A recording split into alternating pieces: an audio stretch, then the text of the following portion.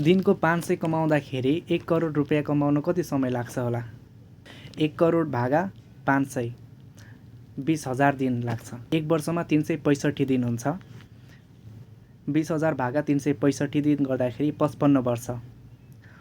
एउटा सामान्य मान्छेलाई जो दिनको 500 रुपियाँ कमाउँछ उसलाई 1 करोड रुपियाँ कमाउनलाई चाहिँ लगभग 55 वर्ष समय लाग्छ। के तपाईँले कहिले यो सोच्नु भएको छ कि मलाई 1 करोड रुपियाँ कमाउन कति समय लाग्छ?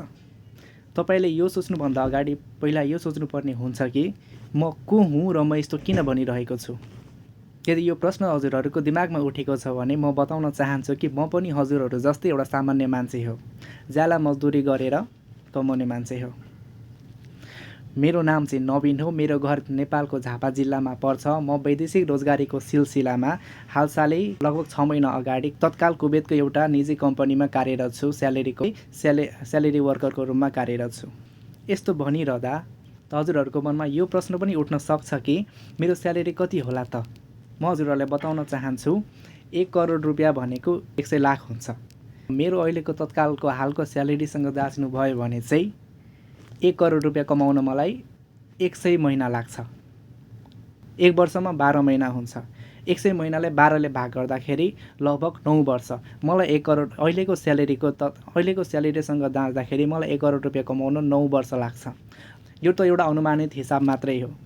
जति म अहिले जुन कम्पनीमा कार्यरत छु एउटा निजी कम्पनी हो र जति बेला जे पनि हुनसक्छ। यसको जागिरको कुनै टुङ्गो छैन। आज पनि सकिन सक्छ, 5 वर्ष पछाडि पनि सकिन सक्छ, या नसकिन पनि सक्छ, 10 वर्ष पछाडि पनि सकिन सक्छ। जति बेला जे पनि हुनसक्छ। यहाँ जागिरको कुनै ग्यारेन्टी छैन। लगभग मानौँ कि 1 लाख रुपियाँ कमाइन्छ होला।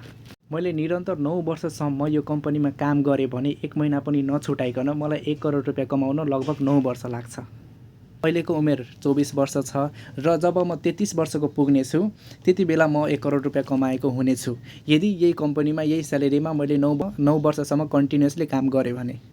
यो पनि सोचिरहनु भएको छ होला मैले यो भिडियो बनाउनुको उद्देश्य के त? म हजुरहरूलाई बताउन चाहन्छु कि मैले एउटा लक्ष्य लिएको छु। 5 वर्षमा 1 करोड रुपियाँ कमाउने च्यालेन्ज।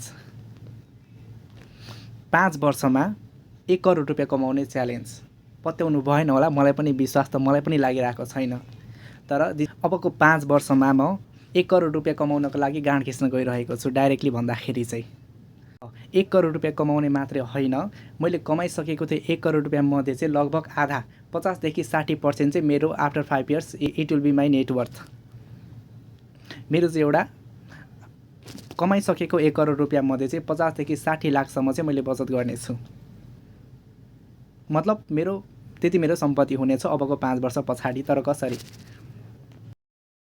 म बोल्नलाई सजिलो छ, थाहा छ, गर्नलाई गाह्रो छ। गाह्रो छ भन्दैमा गर्नै नसकिने चाहिँ होइन। सुन्दाखेरि अचम्म लाग्न सक्छ हैन?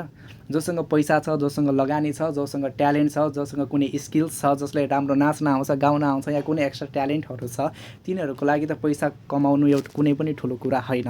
तिनीहरूलाई जहाँ जे बोलिदिँदाखेरि, जे गरिदिँदाखेरि, जे मतलब जताबाट पनि पैसा आउँछ। तर हामी जस्तो मान्छेको लागि, मतलब म जस्तो मान्छेको लागि न कुनै ट्यालेन्ट छ, न कुनै स्किल्स छ, न कुनै फ्यामिली ब्याकग्राउन्ड, न कुनै मेरो रिच फ्यामिली ब्याकग्राउन्ड छ, केही पनि छैन। टोटली जिरो भन्दाखेरि पनि माइनसमा छु म अहिले। म माथि 9 लाख रुपियाँ लोन छ अहिले। साँचो भन्नुपर्दाखेरि यो यात्रा चाहिँ 0 to 1 CR नभएर चाहिँ -900K to 1 CR हुनेछ। न मलाई कसैले कमाएर दिनेछ, झन् मैले चाहिँ दिनुपर्ने ठाउँहरू धेरै छ। मेरो माथि परिवारको जिम्मेवारी छ, परिवार चलाउनु छ, अनि भाइ बहिनी, दिदी, फ्यामिली, आफन्त नातेदारहरू सबैलाई हेर्नु पनि छ। किनकि सबैको आशा म मात्रै हुँ। तिनीहरूको आशा पनि म हुँ र मेरो आशा पनि मै हुँ। त्यही भएर यो च्यालेन्ज चाहिँ मेरो लागि एउटा नर्मल च्यालेन्ज नभएर यो चाहिँ मेरो एउटा भनौँ न मृत्युभन्दा पनि दुःखदायी हुनेछ। मृत्युभन्दा पनि पीडादायी च्यालेन्ज जस्तो मलाई फिल भइरहेछ। आई नो जोसँग ट्यालेन्ट छ, जोसँग पैसाले पैसा तान्ने हो, जोसँग पैसा छ त्यसलाई चाहिँ 5 वर्षमा 1 करोड कमाउनु कुनै ठुलो कुरा होइन। 5 वर्षमा त के 1 वर्षमा पनि 1 करोड कमाउन सक्छ जोसँग लगानी छ, लगानी गरेर, जोसँग ट्यालेन्ट छ, स्किल्स छ, आफ्नो स्किल्स देखाएर, ट्यालेन्ट देखाएर। तर मसँग त त्यस्तो केही पनि छैन। त्यस्तो कुनै एउटा भनौँ न पैसा तान्ने भाडो मसँग छैन। तर मसँग के छ भन्दाखेरि मसँग आत्मविश्वास छ। I believe in hard work, consistency, discipline and के त आफूमाथि मलाई विश्वास। Hard work, discipline, consistency and believe, यो 4 कुरा चाहिँ मेरो यो 4वटा चिज चाहिँ मेरो मूलभूत मतलब प्रमुख 4 तत्त्वहरू हुनेछन् जसले चाहिँ मलाई डोर्याउनेछ अबको 5 वर्ष करोडपति हुनबाट। करोडपति त नभनौँ, मतलब करोड रुपियाँ कमाउनलाई 5 वर्षभित्र।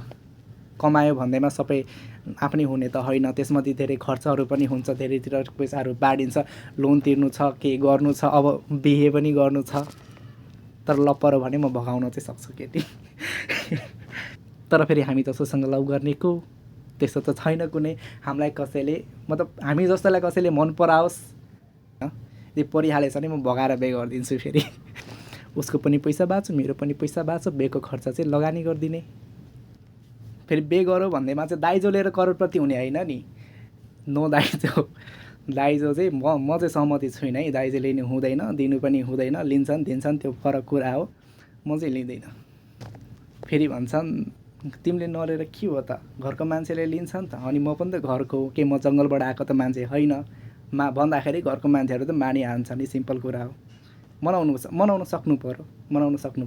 यदि तिमीले कमाएर दिन सकिरहेको छौ भने दाइजो लिन आवश्यकता छैन नि त। तिमीले नकमाउन सकेको भएर सायद दाइजोको आवश्यकता परेको होला। म कहाँ बसेको छु, भुइँमा, मेरो यो रुम हो अहिलेको, लुगाहरू छ यतातिर। This is my bed. मेरो बेड चाहिँ जहिले यस्तो हो, मलाई मिलाउन मन लाग्दैन। यो मेरो साथीहरूको बेड चाहिँ कति मजाले मिलाएको हुन्छ होइन। This is my bed. मैले यो भिडियो बनाउनुको मुख्य कारण चाहिँ के हो भन्दाखेरि अबको 5 वर्षभित्र मैले 1 करोड रुपियाँ कमाउने लक्ष्य लिएको छु होइन।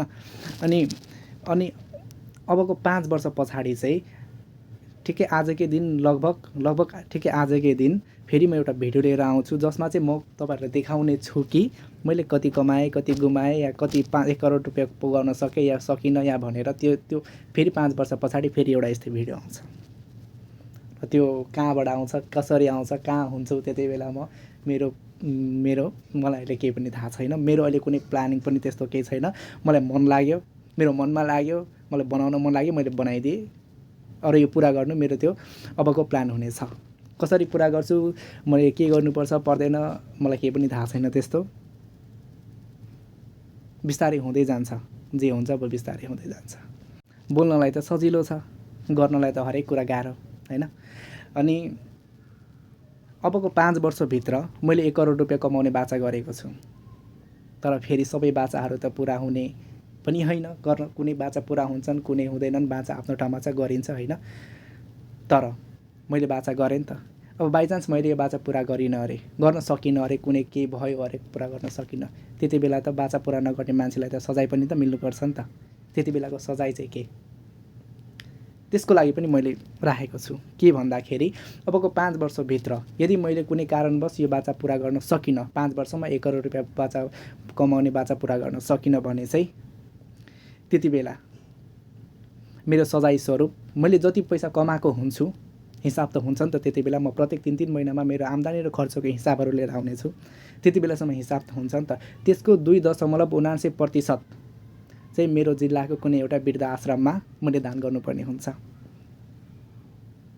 तर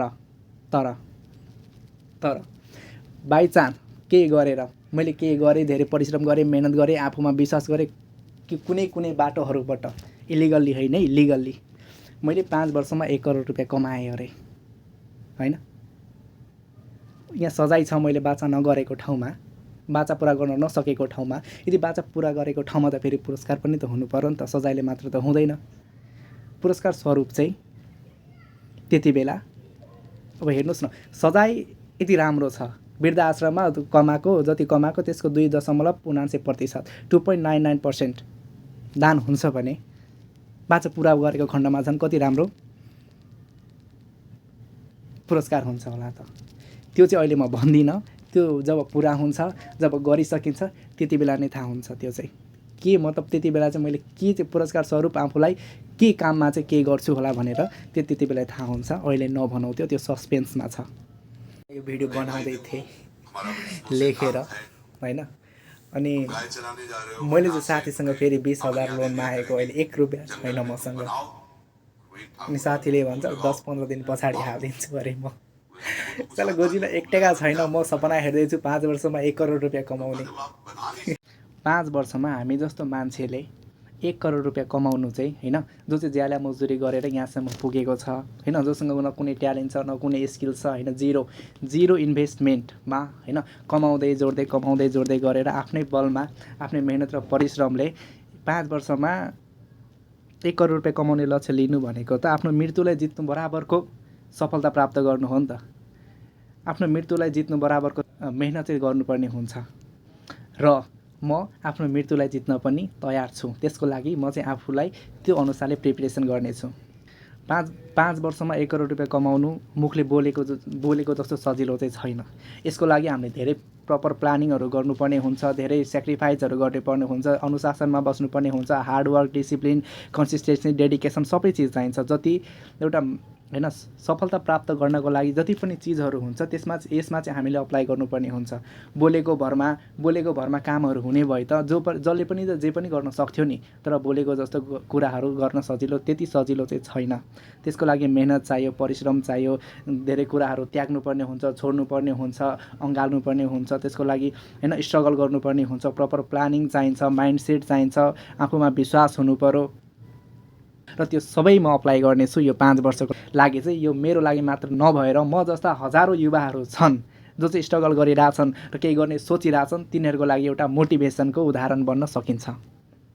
ल मानौ 5 वर्षमा मैले 1 करोड रुपियाँ कमाइनँ अरे, 5 वर्ष त त्यतिकै पनि त कट्छ नि त। म त्यति अहिले म यहाँ भिडियो